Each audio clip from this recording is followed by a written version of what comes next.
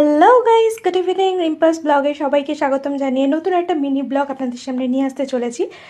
এইটা দেখতে পাচ্ছেন সবাই একটা পার্সেল, বুঝতে পারছেন না কিসের পার্সেল, বাট পার্সেলটা হচ্ছে আমার অফিস থেকে হোলি স্পেশাল হিসাবে পাঠানো হয়েছে, গিফট হ্যাম্পার হিসাবে।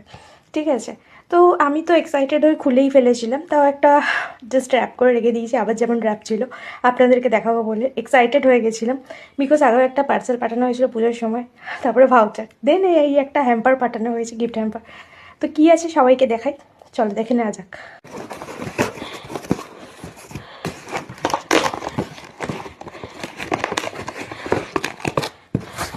এর ভেতরে আরেকটা গিফট র্যাপ করা আছে, সবাই দেখতে পাচ্ছে।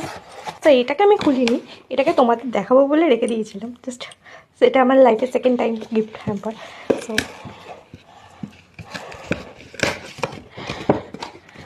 ওয়াও,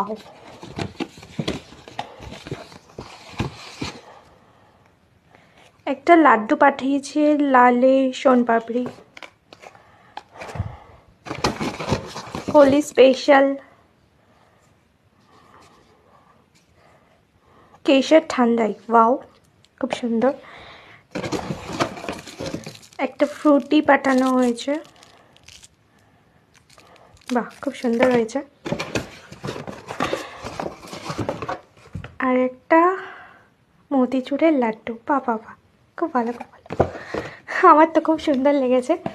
যাক, এটা আমার থার্ড টাইম প্রাইজ অফিস থেকে গিফট হ্যাম্পার হিসাবে।